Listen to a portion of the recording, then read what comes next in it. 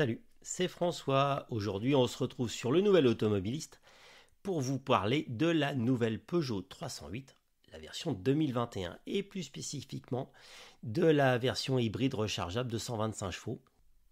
Si la signature lumineuse en forme de croc atteste à elle seule de ses ambitions, la Peugeot 308 2021 opère une démonstration de force qui passe certes par son design, mais également par des mécaniques hybrides rechargeables dernier cri et un intérieur ultra qualitatif. Pas de doute, la compacte française lorgne du côté des premiums allemands. La nouvelle 308 aurait-elle une dent contre les Audi A3 et les Mercedes Classe A? Peut-être. En tout cas, c'est certain, elle a les dents qui rayent le parquet. Espérons de fait que sa proposition sera à la hauteur de ses prétentions.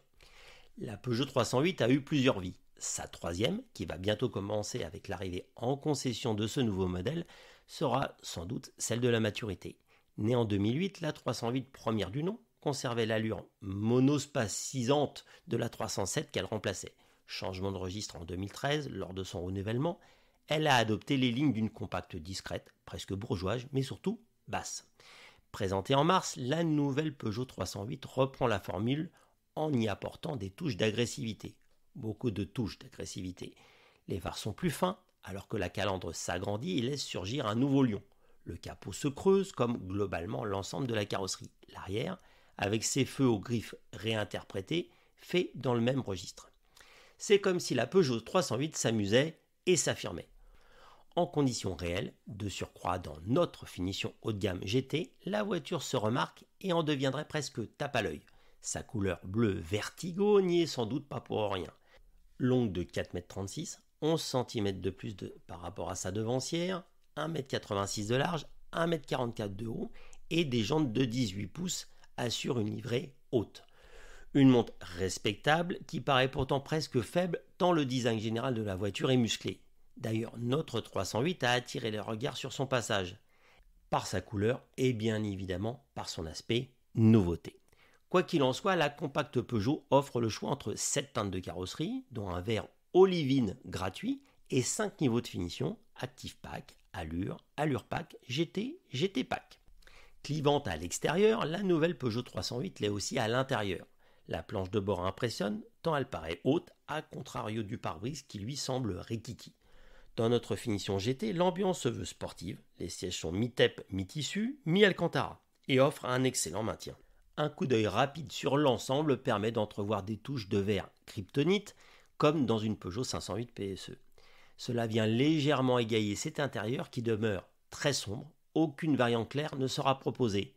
Pour ne pas avoir de noir, il faudra choisir l'option cuir bleu.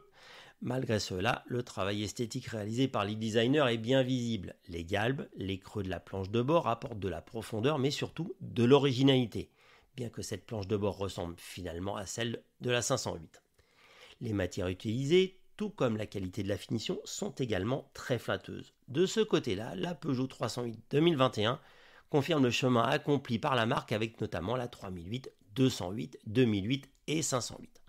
Côté équipement, la nouvelle 308 intègre 2 écrans, un derrière le volant et un autre tactile au centre de la planche de bord. Les deux ont un diamètre de 10 pouces et ce dès le premier niveau de finition.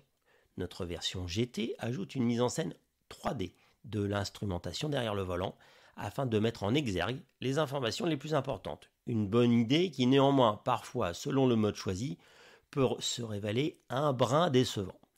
Toujours dans notre finition haut de gamme, la 308 profite d'une commande vocale efficace et des hit toggles sous l'écran central qui viennent remplacer les touches physiques.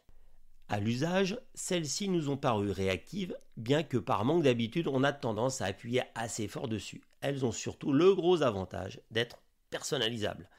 Un dernier mot sur les aspects pratiques. La nouvelle Peugeot 308 2021, grâce à des mensurations en hausse, augmente l'espace aux genoux réservé aux passagers arrière et à la tête.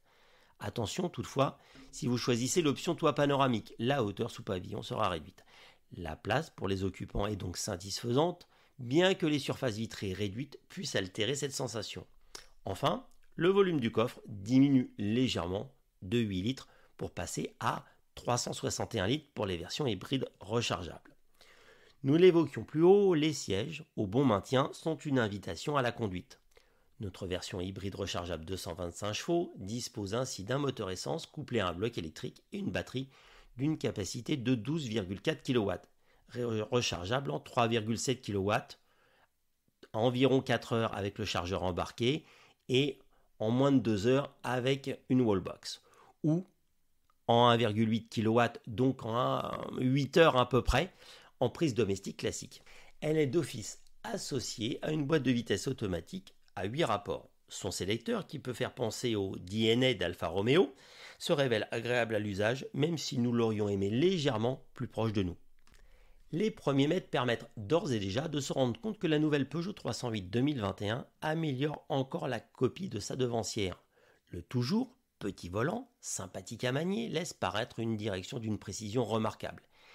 Il est intéressant de constater que selon le mode de conduite choisi, hybride, électrique ou sport, celle-ci, la direction peut être légère en hybride et en électrique, ce qui est agréable en ville, ou relativement ferme en version sport, ferme comme les suspensions. Là-dessus, le tempérament, disons, dynamique de notre Peugeot 308 225 se fait sentir. Dynamique est sans doute le terme approprié, car nous ne pouvons pas véritablement parler de sport. Cela étant, la puissance cumulée, 225 chevaux, et le couple, 360 Nm, assure sans souci des relances vives et de belles accélérations. Le 0 à 100 est d'ailleurs abattu en à peine plus de 7 secondes. Ainsi, la Peugeot 308 hybride, rechargeable, camoufle plutôt bien son poids, près de 1600 kg. Il conviendra néanmoins de voir ce que cela donne avec la batterie intégralement déchargée. Cette même batterie qui autorise pas loin de 60 km d'autonomie en conduite très raisonnable et très coolée. Fidèle à la réputation de la marque, cette nouvelle génération de 308 offre une tenue de route, on va dire, exceptionnelle, supprimant presque toute trace de sous-virage en conduite sportive. Mais comme justement nous ne conduisons pas toujours de manière sportive, nous aurions apprécié en mode hybride ou électrique une fonction break, récupération d'énergie, sollicitant le moteur plus marqué, avec donc un frein moteur plus présent. En parlant de freinage d'ailleurs, la pédale de frein demande un petit temps d'adaptation, comme souvent avec les voitures hybrides. La course de pédale est très longue, pour là aussi permettre de récupérer de l'énergie. Malgré tout, conduire la nouvelle Peugeot 308 n'a rien d'une punition, bien au contraire, d'autant que l'insonorisation est aussi très bonne. Déjà disponible à la commande depuis plusieurs semaines, la Peugeot 308 se décline en 5 niveaux de finition, nous l'avons dit, et le premier niveau offre déjà l'affichage numérique 10 pouces derrière le volant, ainsi qu'un écran tactile de la même taille, le démarrage main libre, des projecteurs LED avec feu de jour LED, ou encore 2 prises USB-C à l'avant. La finition au-dessus, Allure en rajoute 2 à l'arrière, et met également en avant des jantes en alliage de 17 pouces, l'éclairage d'ambiance ou des diffuseurs d'air aux places arrière. Le niveau au-dessus, l'Allure Pack, complète les équipements avec l'accès main libre et la recharge pour smartphone par induction notamment. Au sommet, les modèles GT et GT Pack mis sur le style et la technologie. Projecteur Matrix LED, pédalier sport, compteur numérique 3D, Driver Sport Pack, voire Pack Drive Assist+. On va dire la conduite semi-autonome réservée, elle, à la GT Pack. Et les prix, ils débutent à partir de 24 800 € en 1,2 litre PureTech 110 chevaux, essence bien sûr en Active Pack, et culminent à 44 900 pour la 308 hybride rechargeable 225 chevaux GT Pack. En comparaison, un moteur finition équivalente, une Volkswagen Golf 8 démarre plus haut, aux alentours de 27 000 € et termine légèrement plus haut.